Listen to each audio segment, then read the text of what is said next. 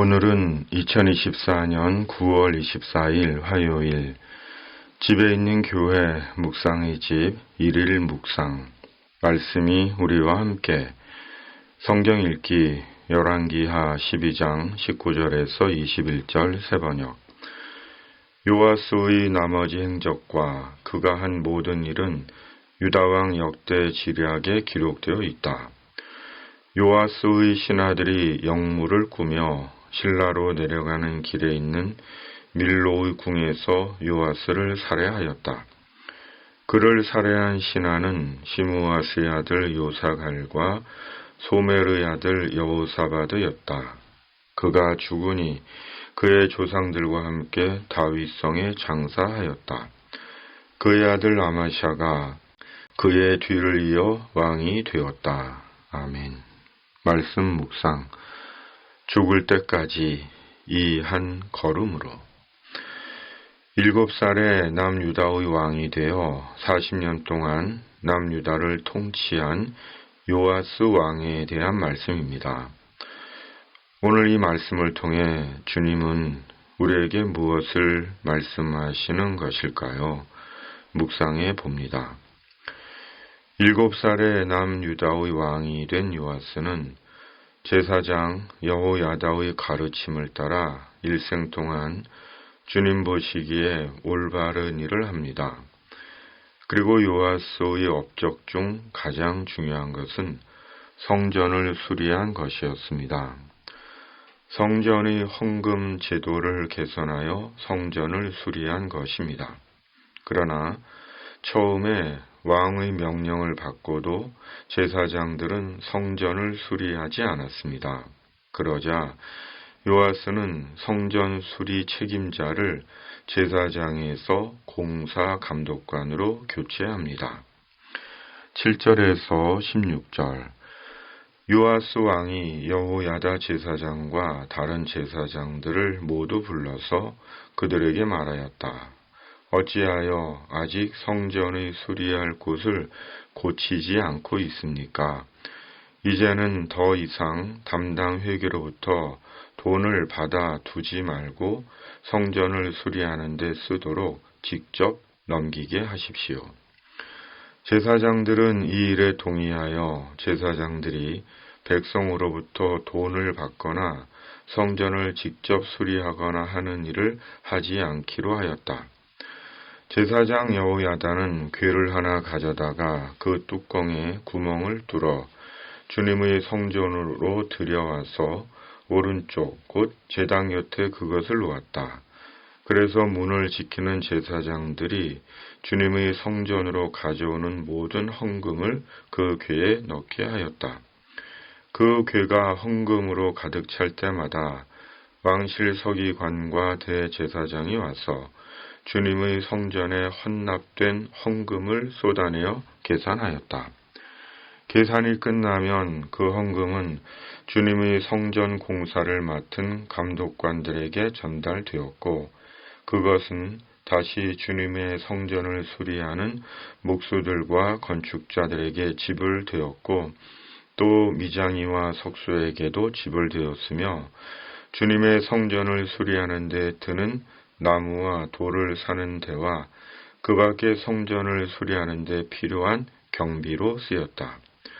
주님의 성전에 헌납된 그 헌금은 주님의 성전에서 쓸 은대접들과 부집개와 대접들과 나팔 등의 금그릇이나 은그릇을 만드는 데 쓰이지는 않았다. 그 헌금은 오직 일꾼들에게 주어 그것으로 주님의 성전을 수리하는 데만 사용하였다. 또 돈을 받아 일꾼들에게 주는 감독관들에 대한 회계 감사를 하지 않았는데 그것은 그들이 성실하게 일하고 있었기 때문이다.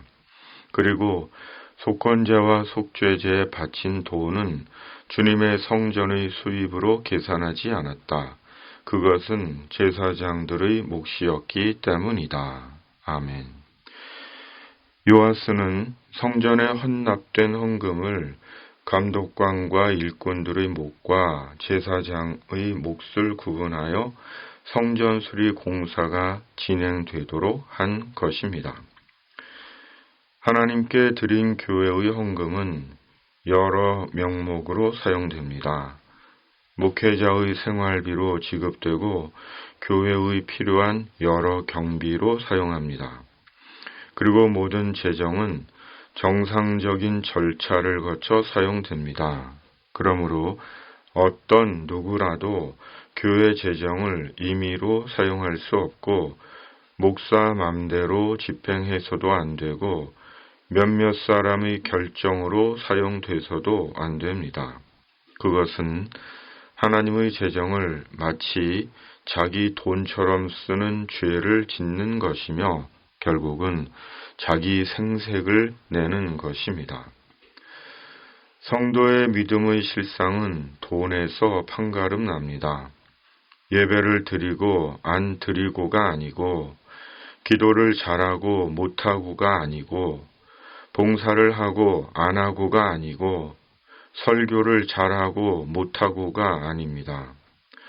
돈을 어떻게 쓰고 있는지, 돈과 관련해 어떤 삶을 사는지, 돈에 대한 생활 방식이 그 성도의 신앙의 실상과 현주소를 밝힙니다.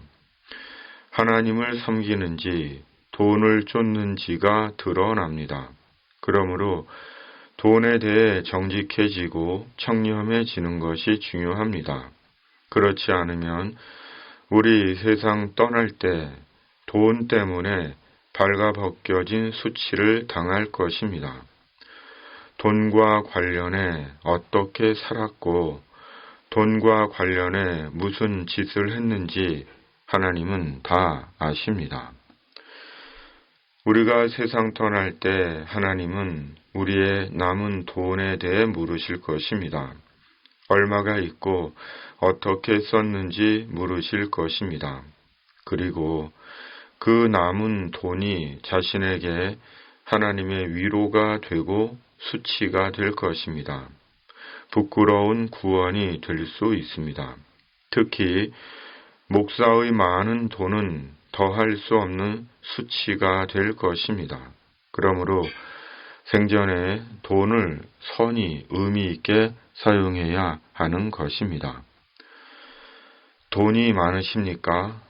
필요한 자들과 나누시기 바랍니다. 돈이 없으십니까? 성실히 자기 길을 가되 너희 모든 쓸 것을 채우시는 하나님을 믿으시기 바랍니다. 그리고 그 무렵 시리아 왕 하사엘이 예루살렘을 치려고 했습니다. 그러자 요아스는 성전과 왕실 창고에 있던 모든 금을 하사엘에게 보냅니다. 그러자 하사엘이 물러간 것입니다. 그리고 요아스는 실라로 내려가는 길에 있는 밀로 궁에서 신하들의 영모로 죽임을 당합니다. 그렇다면 요아스는 일생을 하나님 앞에서 바르게 살았는데 왜 무참히 살해를 당한 것일까요? 그것도 측근의 신하들의 손에 비참하게 죽은 것일까요? 역대하 24장을 보면 요아스가 유다의 우상 숭배를 고발하는 제사장 여호야다의 아들 스가랴를 죽입니다. 그리고 스가랴가 죽으면서 말합니다. 주님께서 이 일을 굽어보시고 갚아 주십시오. 역대하 24장 22절. 요아스는 7세 남유다의 왕이 되어 바른 길을 걸었습니다. 그러나 제사장 여호야다가 죽자 요아스는 길을 잃었습니다. 그리고 자신의 영적 지도자인 여호야다의 아들을 무참하게 죽인 것입니다. 그것도 오직 하나님만을 섬기라는 스가랴를 가차없이 죽인 것입니다. 요아스는 완전히 영적인 분별력을 잃은 것입니다. 그리고 요아스 자신 또한 신하들의 손에 무참하게 죽은 것입니다. 죽을 때까지 이 걸음으로는 함석헌 옹의 말입니다. 옹은 또 말합니다. 뜻은 맨 처음부터 있는 뜻이요. 삶은 나중 끝까지 있는 삶이다. 매우 의미롭고 멋진 말입니다. 그리스도인인 우리가 기억해야 할 말입니다. 하나님을 믿는다는 것은 끝까지 하나님에 대한 믿음을 지키고 끝까지 주님께서 부르신 길을 가는 것입니다. 상황과 자기 이득 때문에 변질되지 않는 것입니다. 자기 이익을 위해 처음과 나중이 다른 것이 아닙니다. 끝까지 뒷모습이 아름다운 것입니다. 기억 속에 오랜 신앙의 표상이 되는 것입니다. 산후라면 때때로 삶의 상황이 우리의 마음을 억누르고 변질된 신앙의 타협을 종용하지만 그리스도의 복음과 하나님의 나라를 위해 죽을 때까지 한 걸음으로 가는 것입니다. 하나님은 반드시 죄를 갚으십니다. 그러므로 속죄의 예수 그리스도 안에서 십자가 속죄의 은총을 입었다면 말씀과 기도와 성령으로 죄에게 속지 말고 죄와 타협하지 말고 죄를 물리치며 살아야 하는 것입니다. 아멘. 중보기도. 전능하신 하나님 아버지, 돈이 아니라 죽을 때까지 그리스도와 하나님의 나라를 위해 이 한 걸음으로 자기 길을 가는 자 되게 하여 주시옵소서. 교만과 악함의 이 땅에 하나님의 공의와 정의가 살아있음을 보게 하여 주시옵소서. 성도들의 중보 기도를 응답해 주시옵소서. 예수님의 이름으로 간절히 기도하옵나이다. 아멘. 하늘에 계신 우리 아버지, 아버지의 이름을 거룩하게 하시며 아버지의 나라가 오게 하시며 아버지의 뜻이 하늘에서와 같이 땅에서도 이루어지게 하소서. 오늘 우리에게 일용할 양식을 주시고 우리가 우리에게 잘못한 사람을 용서하여 준 것 같이 우리 죄를 용서하여 주시고 우리를 시험에 빠지지 않게 하시고 악에서 구하소서. 나라와 권능과 영광이 영원히 아버지의 것입니다. 아멘.